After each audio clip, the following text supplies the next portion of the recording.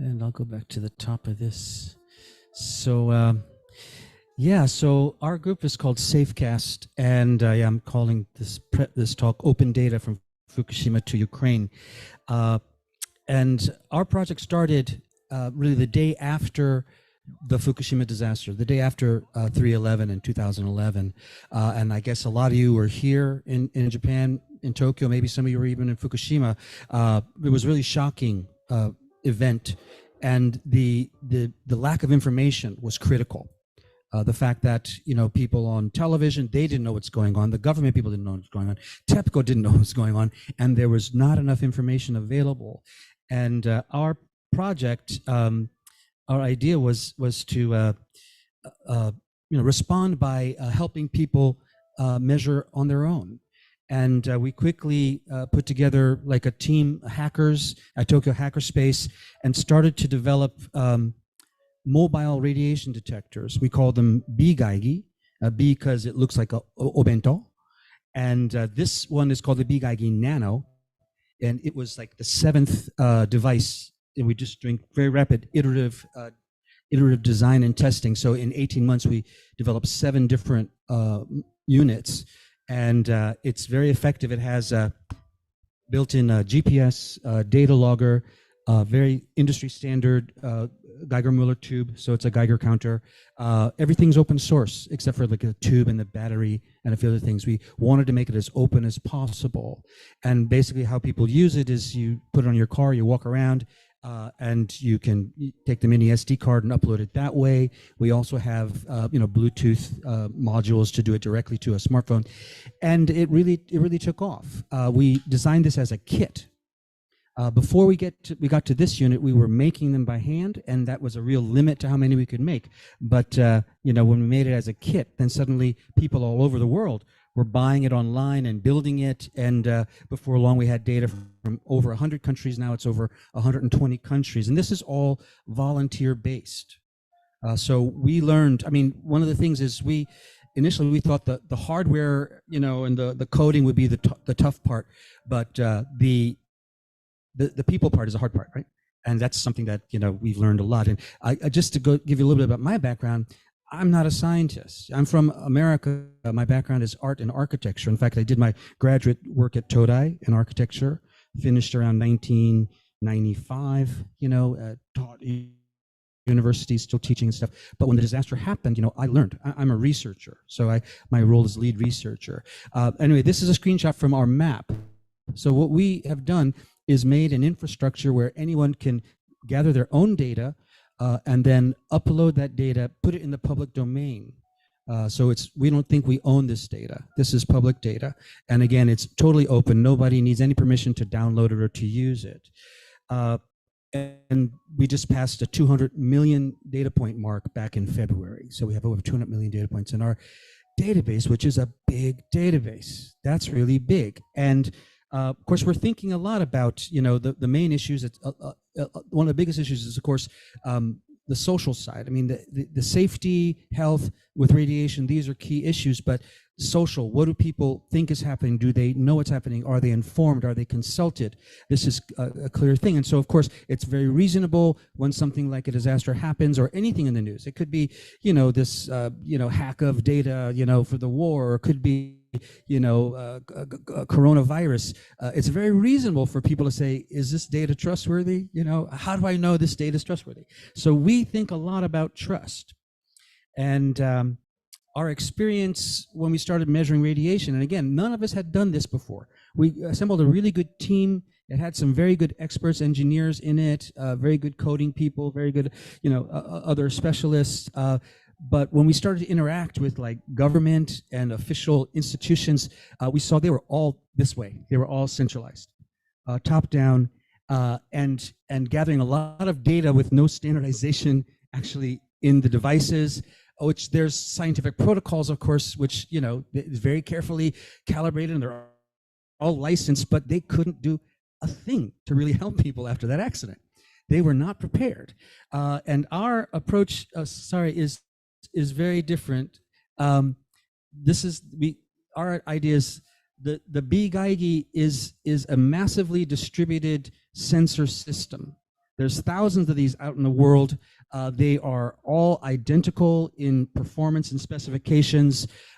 And we think of our system as a way to generate trust that it is possible if the system itself is open and transparent, which we take every great effort to do. Then if you trust the system, you don't even have to know the other people or trust them. And also in terms of the quality of the data, in many places like in Japan and lots of parts of Europe and North America, same places are being measured over and over and over again. So the little uncertainties basically are basically, averaging out of that. So for us, it's about trust, and it's the opposite of a centralized control model. We don't tell people where to measure. Anyone measures wherever they want, and people have a lot of reasons to participate. Some of them, maybe they're anti-nuclear, and our group is not, we don't take a position. We're not anti-nuclear, not pro-nuclear. We're about the data. But some people are, and they're activists. They want to measure a nuclear power plant. Other people just like to build things, and they're geeks. Some people, they just want to check their neighborhood in Fukushima. We have a lot of activity in Fukushima. And other places. So it's a trust system. And we think decentralization in general is the key to that. So now we've been thinking about what we call DDA, which decentralized data, and thinking how to transition our system into a decentralized mode. And we're, of course, looking at governance. We're looking at the database itself. And I would repeat again that our database, again, there's a main server feeding our main map, but there are hundreds, if not thousands, of copies of that database around the world because anybody can download it. Plus, the data still remains in individual devices and people's own, home servers. So we think it's important to have the data, as many copies of it distributed as possible. So we're still in the thinking stage on this, and I think. But one reason I was happy to come here, and I'll join tomorrow, is to learn what everyone else is doing, and to try to find some ways maybe to collaborate or to try out some of the techniques that we're learning about. And we think that DDA is, I would say, universal, resilient, sustainable, economic, and inclusive. And this is not the way things have been before. And again, in our project, we tried to create the same characteristics, focusing on open data, focusing on citizens and their needs and involvement. But now we're going to a new phase, right? And it's very exciting.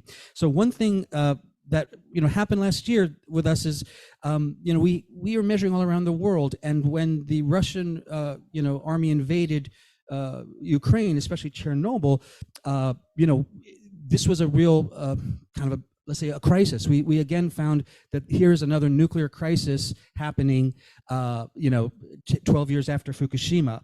And maybe you guys remember what happened when the Russians went into Chernobyl. The sensor systems went down. There was a big spike of data, big spike, and then they all went down, and the data was unavailable from any of the government sources. But so we were looking, and people were asking us, we had a lot of data of Chernobyl. This is Chernobyl from before, the invasion.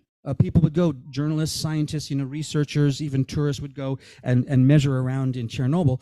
But this is not real-time data. This is older data, months older. So we wanted to find out, what we could do to get new data.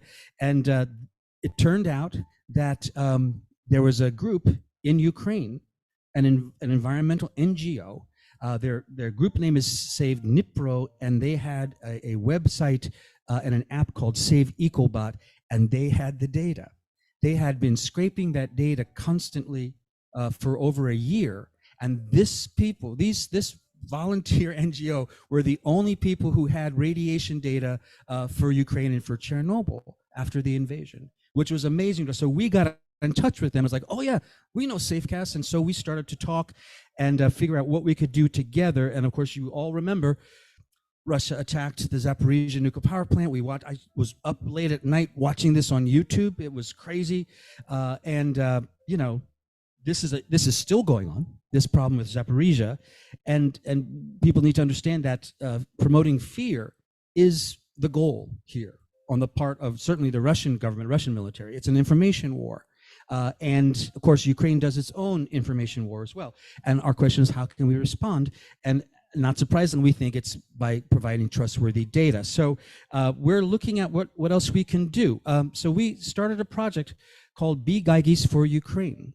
And our partners are Save Dnipro, so the group who had the data, and they're constantly persuading, trying to get the Ukrainian government to open up the data, but they really, there's this allergy to openness, right? In government, in institutions, in industry, so they have a hard time, but they're working very hard. The Czech National Radiation Protection Laboratory called SURO, who we had a project with years before, they had a lot of our BGEIGI detectors.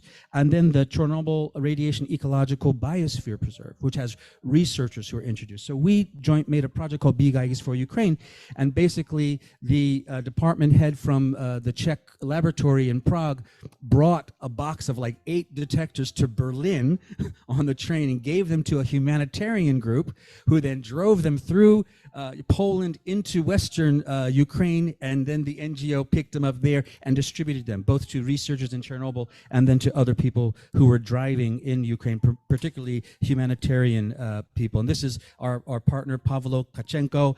Again, he didn't know anything about radiation. He's an IT guy, but he made this very important project, and I talk with him just about every day.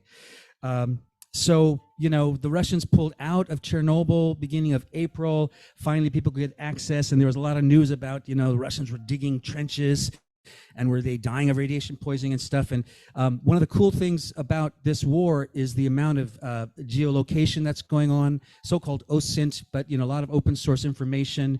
I don't know if you know Watanabe-san from Todai. We old friends, we talk a lot. Watanabe-san and Furuhashi-san, they have a great mapping project. So we were able to geolocate very quickly where those trenches were based on this drone video that had been released. And then within about, well, a couple of weeks, it took up a couple of weeks, but in May, a researcher in Chernobyl was able to go by there and measure. Now, he only was on the road. The first data was just the road. And we could compare that to data from 2019, which we had in the same spot.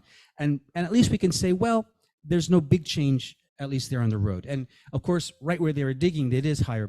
And this was faster. This was before anyone. This was before the Ukrainian government, before the IAEA, before Greenpeace, before any of those people. You know, we were able to make this happen in our sort of human-centered, open way. Yeah, so since then we have a lot of data from Chernobyl. Since, you know, last year, all of this is new, including people walking, you know, through the forest, etc. And our partners, again, they're the ecological preserves. So they're like rangers. Their job is to check on the trees and the wildlife and stuff.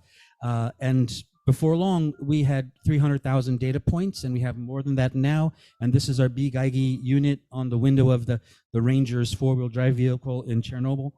And again, we're talking with these people a lot, and we have a lot of data from Ukraine in general now, including close to the battle lines, because some military people are using our systems, and one of the things we're doing now is getting donations of personal dosimeters and other detectors for people there.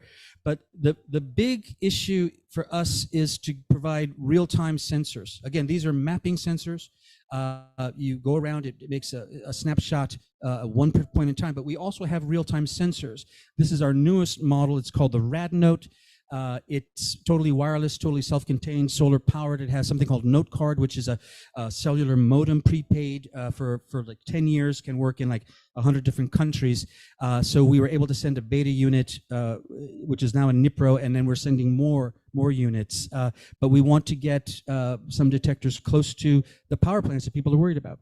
It's going to take time because it's very, very dangerous. It's a war situation, but I think we can do it. So to end up, I'll say what we think's needed: multiple, robust, resilient sources of environmental monitoring information openly available to the public, and it should be decentralized. So that's our direction, and that's the end of my talk. I'll be around and happy to talk to everybody and, you know, pick your brains and tell you more if you want to know. So thank you.